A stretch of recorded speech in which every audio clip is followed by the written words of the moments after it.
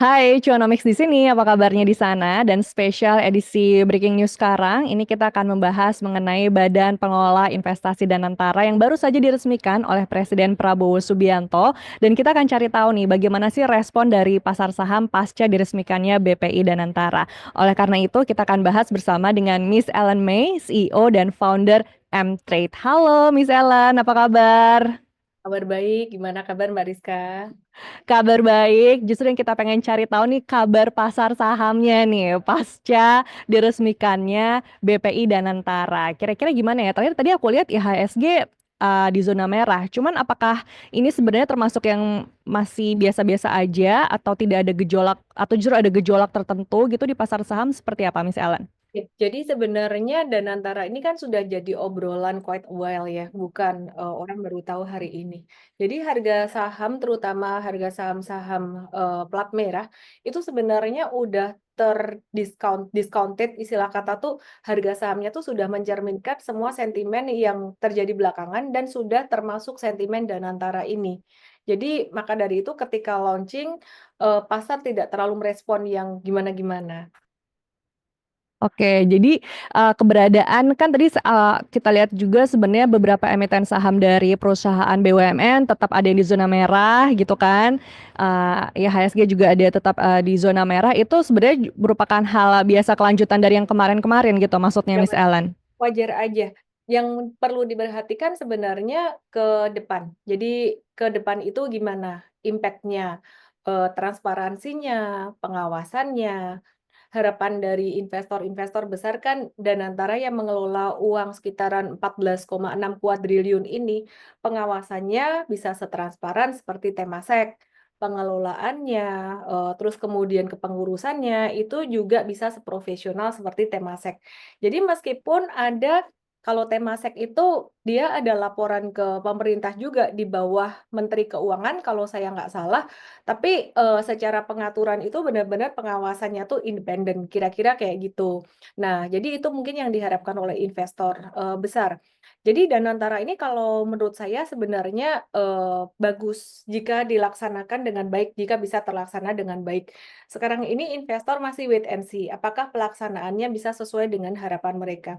Nah, jika Danantara ini bisa terlaksana dengan baik, eh, baik tuh dalam arti hasil investasinya baik dan juga bersih ya, bisa mendatangkan tidak hanya investasi dari negara lain, tapi dari hasil investasi Danantara ini sendiri, ini juga bisa meningkatkan kekayaan negara, sehingga Indonesia tidak terlalu bergantung pada pendanaan dari negara lain atau pinjaman dari negara lain. Nah, jadi sekarang masih kondisinya wait and see dulu. Tapi ada beberapa pihak yang justru malah optimis. Seperti yang saya sempat lihat beberapa riset, salah satunya dari UBS, kalau saya nggak salah baca. Dari beberapa riset itu menunjukkan bahwa, oh kondisi sekarang ini harga saham, terutama perbankan, BUMN, yang ada di bawah, itu sudah mencerminkan resiko-resiko yang akan terjadi di pasar. Sehingga valuasinya sangat murah sekali. Valuasi saham-saham di Indonesia, di MSCI, itu di angka per 11 kali. Itu terendah sejak tahun 2008. Ada yang menganggap ini sebagai peluang, tapi kalau saya pribadi melihat ini tetap objektif aja. Jadi positifnya kita lihat, resikonya kita juga tetap harus hati-hati. Saya setuju dengan saham-saham perbankan saat ini valuasinya terdiskon, tapi ketika teman-teman mulai masuk berinvestasi ke sini, sebaiknya juga jangan all in sih, tetap memperhatikan faktor risiko yang lain. Oke, jadi dengan kata lain, ini sebenarnya masih menarik nggak sih emiten saham dari perusahaan-perusahaan BUMN ini gitu? Karena kan tadi tanpa Danantara juga kemarin sebelum Danantara diresmikan kan udah ada sentimen negatif juga ya terkait isu Danantara. Ditambah sekarang Danantara udah benar-benar diresmikan gitu. Masih menarik nggak sih sebenarnya emiten saham-saham BUMN ini?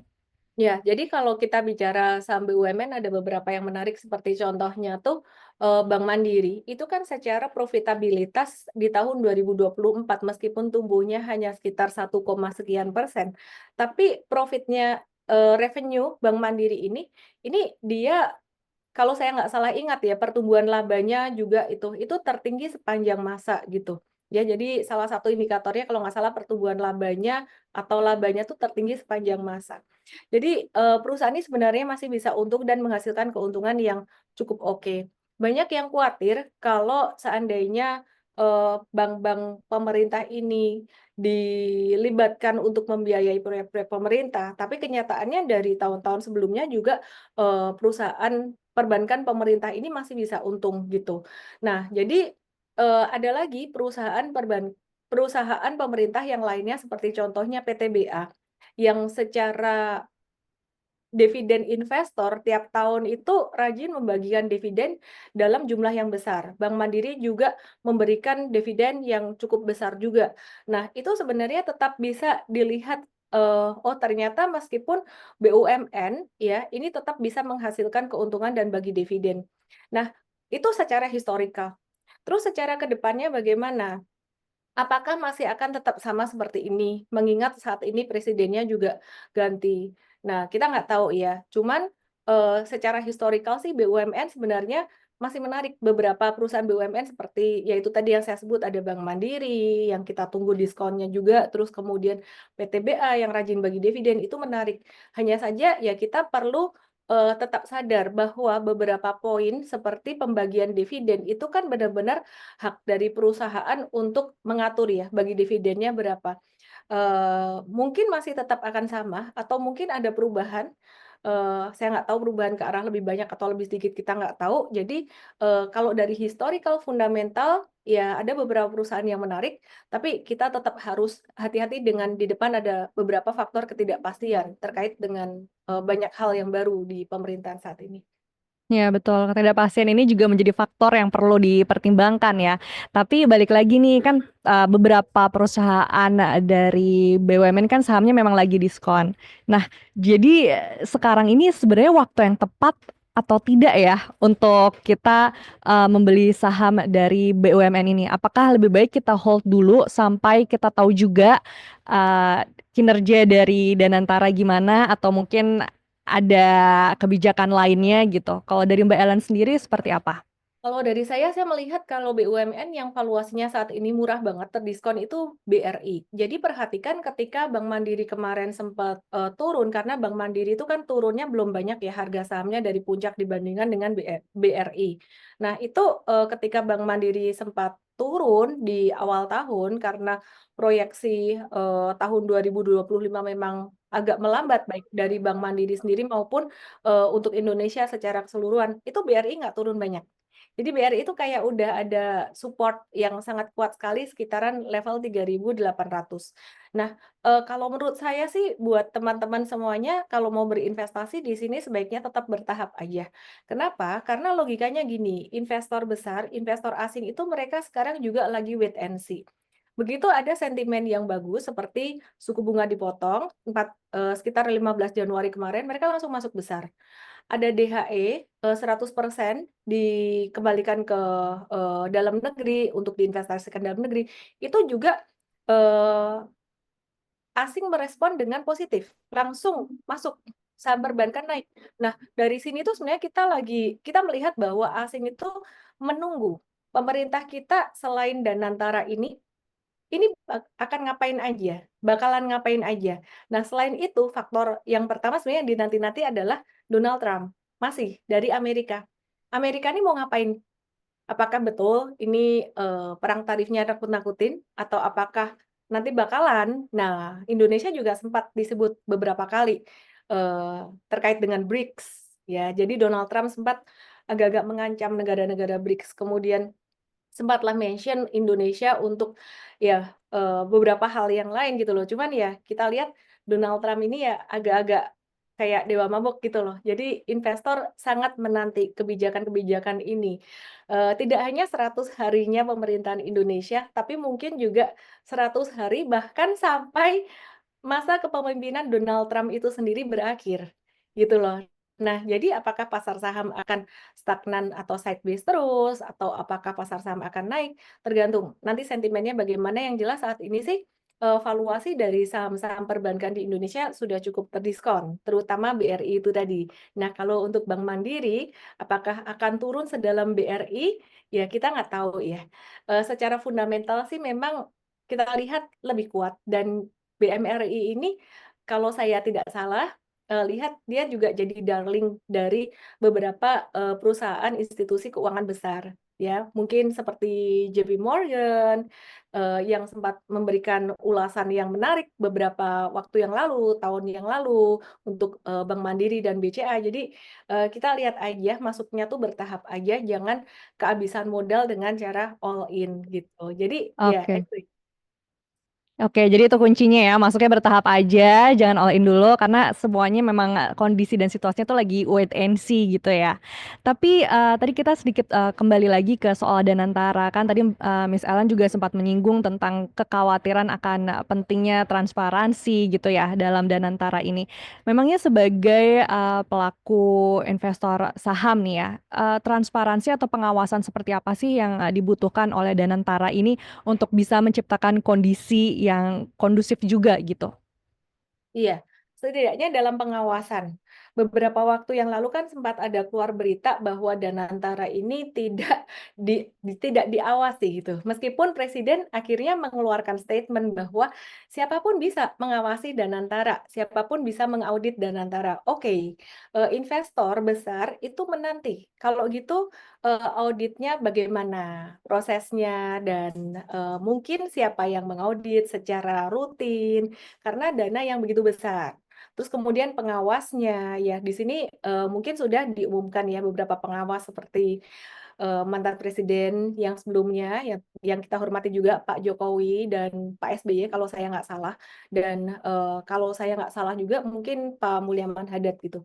Dan beliau memang orang-orang yang, kompeten, tapi dari investor, institusi, itu mengharapkan mungkin dari pihak yang kalau bisa di luar pemerintahan atau, di luar politik deh, kalau bisa kayak gitu. Jadi itu yang diharapkan oleh investor besar. Dengan adanya pengawasan, transparansi seperti Temasek itu mereka ada menampilkan kinerjanya.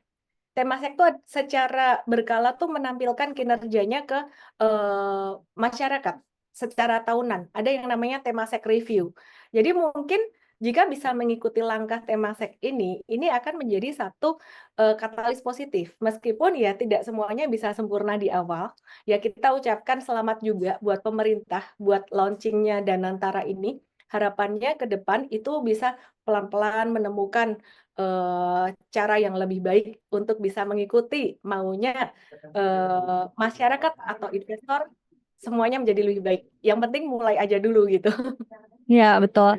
Memang di sisi lain kan kita kerap kali bukan membandingkan sih, tapi memang kita mempunyai kiblat juga kan ke arah Temasek itu. Tapi nggak lupa juga di Malaysia kan sempat juga ada kegagalan di 1MDB itu ya.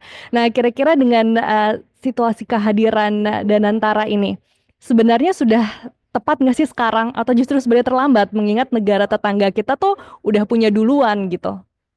Sebenarnya masalah siap atau nggak siap sih ya dibutuhkan keberanian juga dan menurut kami, Pak Prabowo ini sangat berani. Namun kalau saya melihat di sini ada satu, CIO-nya Pak Pandu Syahrir, saya mengenal beliau memang orang yang kompeten di bidang ini, ya. Jadi memang kompeten di bidang ini, tapi kan itu satu faktor ya, dan beliau pasti juga membutuhkan dukungan dan juga faktor-faktor yang lainnya. Saya juga percaya Pak Pandu di dalam timnya, Pak Pandu dalam khusus divisi holding untuk investasi, saya percaya beliau juga mengerti orang-orang terbaik di Indonesia yang bisa membantu beliau untuk mengatur investasi negara ini. Jadi kalau saya ditanya apakah saya optimis atau saya pesimis, dengan Danantara ini, saya optimis dan mendukung pemerintah. Namun, dalam konteksnya investasi, seberapa banyak uang yang seandainya kita mau investasikan, kalau konteksnya investasi saham untuk saham-saham BUMN atau saham-saham yang non BUMN ya, saya akan tetap menggunakan ya insting saya pribadi. Maksudnya instingnya gimana? Insting sesiapnya resiko. Kalau saya merasa resiko cukup besar ya saya nggak mau langsung masukin banyak di situ. Jadi intinya sih saya berharap Danantara ini bisa kalau launchingnya mungkin tidak sesempurna harapan masyarakat untuk jadi kayak Temasek, harapannya ke depan bisa lebih baik. Yang penting mulai aja dulu gitu. Ya, nah tadi sempat disinggung juga ya sama Miss Ellen tentang sosok tiga serangkai dalam yang memimpin Danantara ini. Kredibilitasnya memang seperti apa sih di kalangan investor saham ini untuk ketiga sosok yang memimpin Danantara ini? Ya, kebetulan saya cuman mengenal Pak Pandu ya. Jadi secara personal dan saya melihat beliau itu sangat aktif sekali di dunia investasi ya. Dan saya belajar banyak dari beliau. Beliau sangat mengerti kondisi situasi dan beliau mengenal orang-orang terbaik. Dan saya percaya beliau mengambil orang-orang terbaik untuk masuk dalam timnya. Meskipun ya kita sama-sama belum tahu ya timnya itu siapa saja. Ya, pada akhirnya memang kinerjanya ya akan kita lihat dan pantau juga. Tapi kan memang alokasi dana yang digunakan oleh Danantara ini besar juga ya gitu sampai 14.000 triliun rupiah. Nah, kira-kira sektor walaupun memang dari Danantara sendiri sudah mempunyai patokan akan ke sektor mana saja gitu ya yang mungkin mayoritas adalah hilirisasi. Tapi kalau dari perspektif Miss Ellen sendiri nih dari sebagai pelaku investor saham gitu. Sebenarnya sektor mana sih yang memang sekarang lagi baik lah dan mungkin itu juga bagus untuk Danantara melakukan investasi di sana.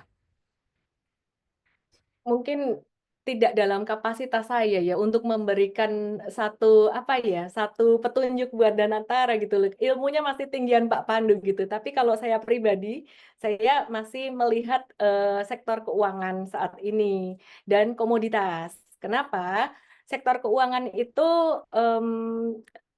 terutama perbankan besar, kalau krisis atau kondisi crash, sekarang ini sudah saya kategorikan crash. Ketika eh, emiten perbankan besar jatuh sekitar 30-40%. Jadi Bank Mandiri BRI itu sudah dari puncak peaknya sudah turun 30-40%. Nah, kalau saham recover, asing masuk, mereka akan masuknya ke perbankan besar dulu. Ya, jadi BCA, BMRI, BRI, BNI itu dulu. Nah, terus kalau saya melihat sekarang sebelum terjadi recovery itu, kenapa saya tadi mention saham sektor komoditas? Karena saham komoditas itu bergerak mengikuti siklus. Jadi contoh harga emas naik, kemarin Antam juga sempat naik, mengantisipasi laporan keuangan di full year 2024 yang hasilnya potensi bagus. Terus kemudian ada beberapa emiten dari sektor batu bara yang juga sempat aktif, dan disclaimer ini bukan rekomendasi ya, ini review aja beberapa hari yang lalu. Contohnya kayak Indika Energy, terus kemudian Dewa, Dharma Hinwa, terus kemudian BRMS yang juga mulai lumayan aktif. Jadi kalau untuk dari sektor komoditas mungkin kami mengambil keuntungan dari fluktuasi jangka pendeknya. Tapi kalau dari sektor keuangan, terutama dari 4 yang terbesar itu tadi, di mana 1 swasta dan 3 himbara, kita melihat peluang untuk jangka menengah panjangnya dari valuasi. Oke. Kalau gitu terakhir Miss Ellen, jadi kembali lagi nih untuk menekankan dengan kehadirannya Danantara ini, apakah kita, karena kan sebagian mungkin ada yang optimistis, sebagian juga ada yang masih skeptis. Jadi kalau dari Miss Ellen sendiri, gimana nih pandangannya dengan kehadiran Danantara? Hmm, kita dukung, kita kawal bersama buat kebaikan Indonesia. Oke, kalau begitu. Terima kasih Miss Ellen atas insight yang sudah dibagikan kepada kita semua ya. Semoga juga bermanfaat untuk kita semua. Dan sampai ketemu lagi. Kita akan ngobrol-ngobrol lagi ya Miss Ellen. Thank you. Demikian Cuanomics kali ini. Saya Rizka Andalina pamit dan sampai jumpa.